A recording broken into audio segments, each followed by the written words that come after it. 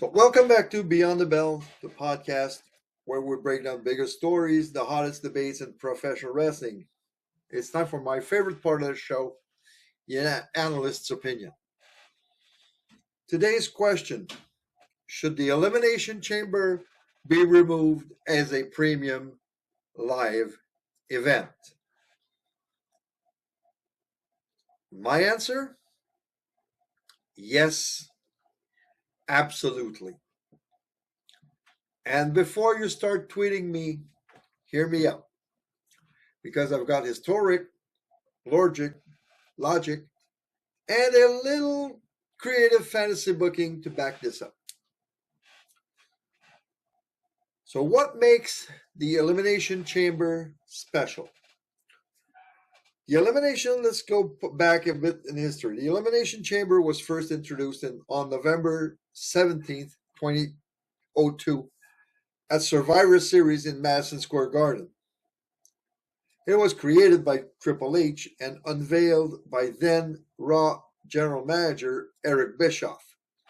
That inaugural match was for the World Heavyweight Championship, and it was won by Shawn Michaels, one of the most iconic moments in WWE history. Before becoming its own annual PLE in 2010, the Chamber appeared sporadically at major events, like New Year's Revolution and No Way Out. And let's not forget some legendary matches. Edge cashing in Money in the Bank after a Chamber match. Undertaker versus Batista in 2008, brutal and unforgettable. And Shayna Baszler eliminating every single opponent in 2020, making history. The Chamber was once a storytelling weapon. A match that could change everything overnight. It's not that anymore. What makes the Chamber special? Let's talk about what the Elimination Chamber actually is. This isn't just another gimmick match. It's a hybrid of some of WWE's most iconic concepts. Like a steel cage, or better yet, a Hell in a Cell, it's an enclosed structure designed for brutality. It borrows from the Royal Rumble with entrants entering at timed intervals. And it has the elimination format of a gauntlet match where competitors are removed by pinfall or submission until one remains. Picture it: 6 pods, chains lining the walls, steel grates for the floor. It's unforgiving, it's dangerous, and it's one of WWE's most innovative creations. The problem, but here's the issue. Making it an annual PLE has stripped away that magic. Fans know it's coming every February. It's no longer a shocking twist in the storyline. It's just another date on the calendar. Storylines now bend to fit the Chamber instead of the Chamber being used to enhance storylines. It's the same criticism people have had for Hell in a Cell as a PLE. When you schedule brutality, it feels forced. So what's the fix? Keep the Chamber, but make it a surprise. Use it as a storytelling weapon, not a scheduled event. Imagine this. A champion vacates the title unexpectedly, like Seth had to do recently. Instead of a standard tournament boom, the Chamber is announced for next week.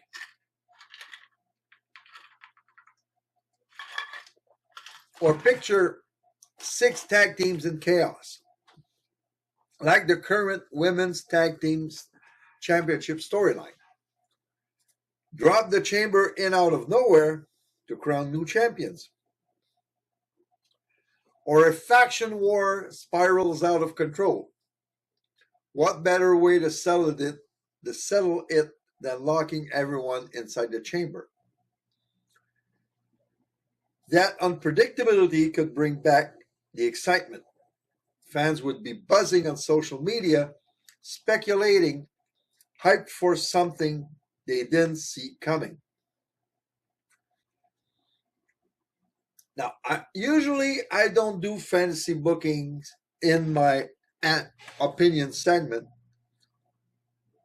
but this time I'm going to do an exception. Speaking of the women's tag team chaos, let's have some fun with a little fantasy booking. Right now, we've got 6 teams involved in the storyline. The Kabuki Warriors, Asuka and Kairi Sane. We have Rhea Ripley, and IYO SKY. We have Charlotte Flair, and Alexa Bliss. We have the powerhouses, Lash Legend and Nia Jax. We've got the team of the Judgment Day comprised of Roxanne Perez and Liv Morgan. And finally, we got Bayley and Lyra Valkyria. Imagine right now, Rhea and IYO are the champions, but all 6 teams are involved in that storyline. So you can have the titles change hands regularly, kind of like the fantasy booking I made recently about the Women's Tag Team Championship leading off to WrestleMania. You can have the same thing leading off to an Elimination Chamber match to finish that storyline once and for all. So here's how I'd book that Elimination Chamber match. We start with Judgment Day and Bayley and Lyra in the ring. Fast-paced action right out of the gate.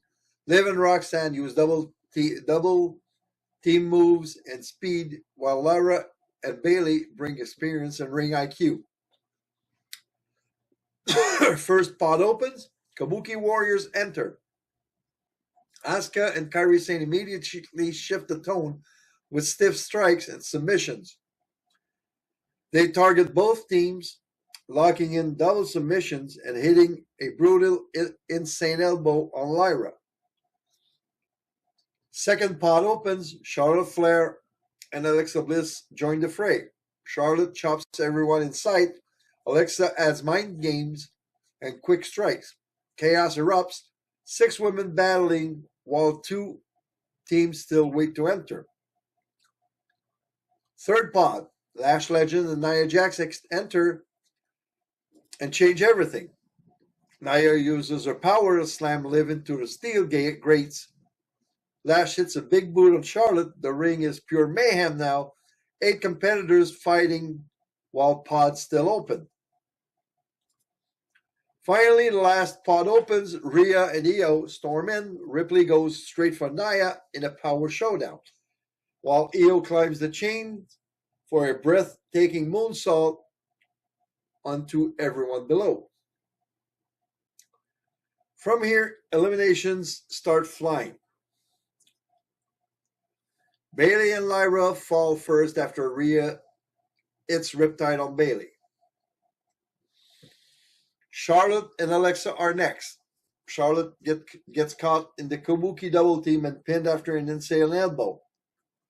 Kabuki Warriors fight hard but get eliminated when Ripley and IYO hit a combo, Riptide followed by IYO's moonsault. Lash and Nia dominate for a while, but Nia eats a double team powerbomb from Ripley and IYO, sealing their fate. And we have Ripley and IYO versus Roxanne and Liv. Liv tries for Oblivion, but Ripley counters into Riptide, and IYO nails the moonsault for the win. Ripley and IYO SKY stand tall as the women's tag team champions. That's how you can make the chamber feel epic again. Chaos, unpredictability, and stakes that matter. Now, I want to hear from you. Do you love the chamber as a February tradition, or do you want it to feel special again? And how would you book the women tag team championship match. Removing the Elimination Chamber as a PLE doesn't mean killing the concept. It means restoring its prestige. Make it rare. Make it shocking. Make it matter again. That's my take.